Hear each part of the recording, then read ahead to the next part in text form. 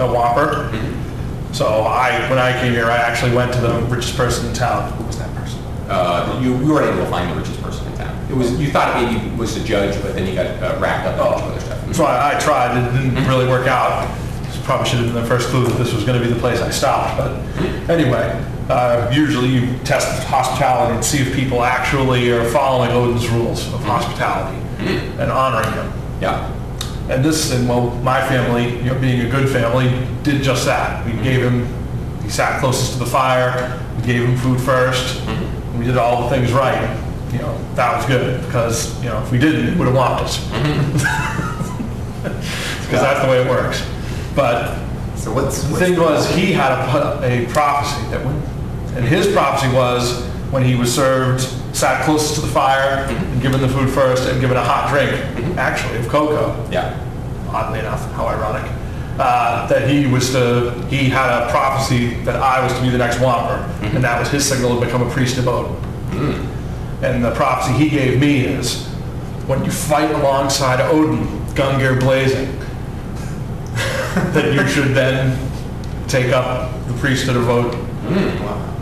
Well, I never really would have thought, pointing at the robot over there, that Odin would have been that, and Gungnir blazing would have been that. I point to his gun. Yeah. I kind of thought that I was going to be a Whomper for a really, really long time. Yeah. So I've been kind of committed to the idea that I was going to be moving along, but well, I found Odin and Gungnir blazing, and that's why I've been training as a cleric. And in fact, I just graduated. Well, I have to say, as a bartender, I hear some pretty extraordinary stories. That's one of the most extraordinary, right? I don't even worship the Norse pantheon. I don't even know what any of this stuff is. So I appreciate. That's all right. They believe in you.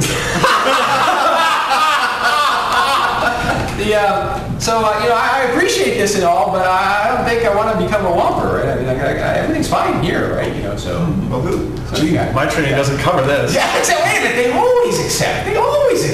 Well, all right, just remember what I said when I was in the trance there. Yeah. That's good for you to know. Okay, very good. When you hear that? Sword and heart and sword. Who suggested, who came up with the idea of these beans? Who came up with the idea of these beans? Yeah, of using these beans. Melvin Kazanowski did, actually.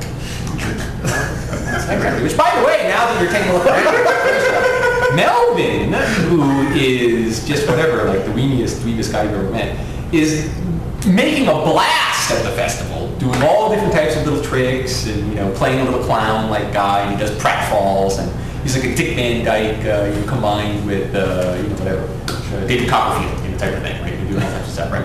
And little kids, they love my voice. They just love my voice. I don't know what it is. So anyway, so you have your conversation with Aaron, and you're still a little bit puzzled. It's happening. Well, they always accept. I don't understand. So you're trying to think about what you should be doing, if you should be doing anything. Yeah, I don't know what to do. Maybe just situation will happen that will make him go whomping. Who knows? Could happen. You never know. Right. Oh wait, I can give him something. I got a gift for you too. It's a gift. A gift time as well. It's pretty good. Here. Okay. What are you? It's my disguise. Oh, very good. Thanks. I'll have to get it refitted, I guess. The seamstress can do that. Sure.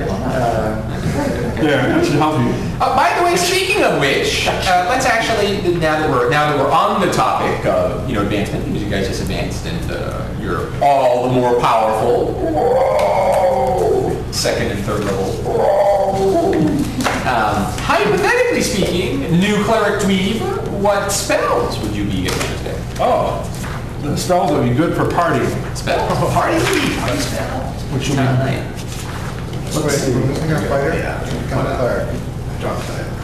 So now we have two components. I've already got my Well, then you should tell me them then. Okay, so you can find them? Okay, All what are your around, spells? good guy. What a good guy. Every written spell is a level change. Subius, we're gonna eat you up. You have magic missile? Yeah. You haven't even used it yet. Yes, yes. It has basically been useless. Basically, well, there you go. That's the reason why. Okay, right, next time. But now that I get two of them, It's not quite so useless. Yeah. You're about to say? What's the spell you're talking about? After I create my character, because otherwise Yeah, I just typically don't useful able when to we mind line the control. numbers. What's this? You came up with the name of your character, so how could I possibly have done anything like that? So did Thjodrann have the same prophecy? Like, Oh yeah, it was the same the whole time. Yeah. Okay, so I don't lie. so which one is it?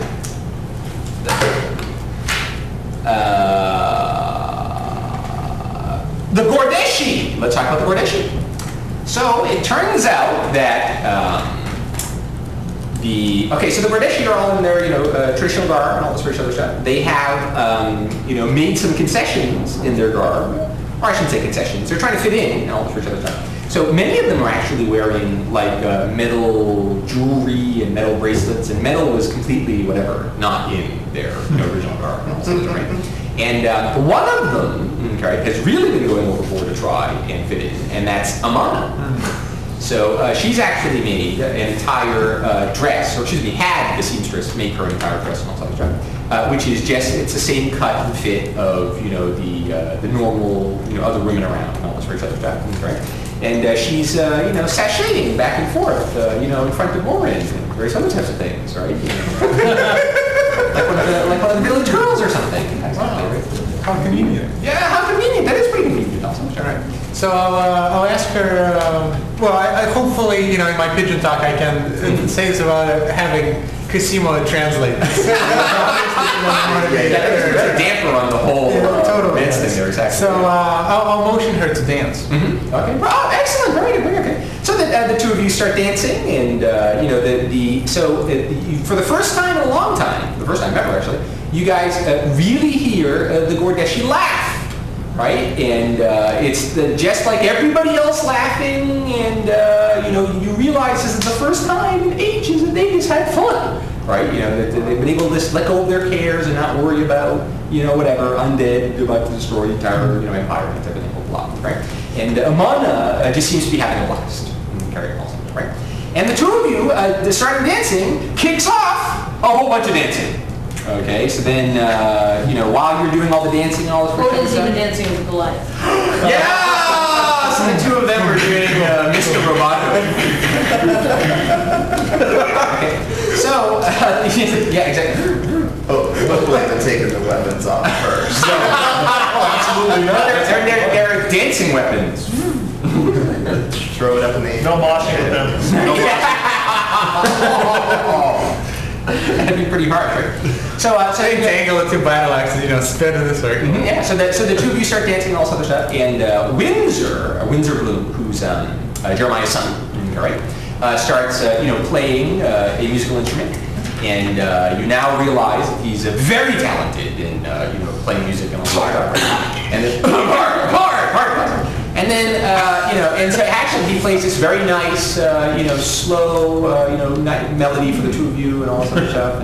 And you get to dance and all that stuff. And then he starts picking it up, and, you have like a nice little square dance, festival type things. And other people start joining and, dancing. And, pretty soon, just like all the people dancing, right?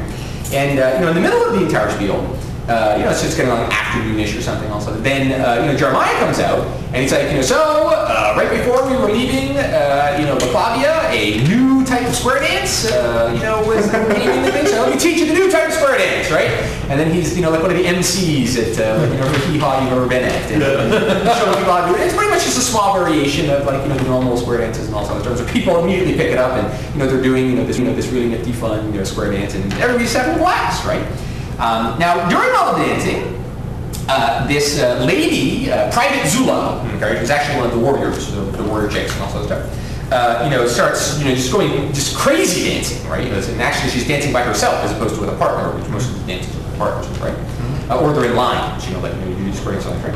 And she's actually darker skinned, and so that marks her as being from Whiteless, which is just one of the nations in the old world and all this other stuff, which basically typically has darker skinned people there, blah, blah. And she actually is doing like this very almost this very eye-catching dance. Okay? You can't even take your eyes off. It's like, wow, it's amazing. Didn't even know that people could bend that way and jiggle that way and all sorts of stuff. She's doing all the types of fun dancing. And really, it's just a fun night. It's just a really fun night. So does anybody else want to do anything while they're at the festival? I will try to dance. Mm-hmm. Oh, try to dance. 8. There you go, man. I'll dance with Dex 8. No, I'll just pick up my partner and spin him around. I've got higher strength. I can actually do that. Put me down. Hey. Woohoo! There I you do go. not understand this point. The point of this. Uh-oh. Lex showed up. Well, this is where you dance around and have fun. Yeah. Don't they have that where you're from? What's fun? Okay, well, this is supposedly fun, Yeah. although some would argue that it is not. But I choose to think it's fun, so here I go. Very, very good. But I'm now, at this moment, I'm playing a female character, ergo I think it's fun. I go into the square dance and probably cause some damage. Excellent, very good, very good. You're, you do cause some damage. Fortunately, you don't rage accidentally. You're doing pretty well. You don't actually break anybody while you're doing the whole thing. Okay, so what do you smell? Odin is going to go over and talk to him and say, can I talk to Lexx? Sure. What do you have to say? Just, I appreciate his view on things, and I chat with him about, human emotion, And how messed up humans are. Someone who is as confused by their deliberate. What was the word I was using for this? Want to keep it Deliberate deception. Right. but Like this humans- mortality thing. That's But- obviously a hoax. Humans can actually die. I've seen it happen many times. I mean, I don't die, but many humans often do, and it's a sad thing to them.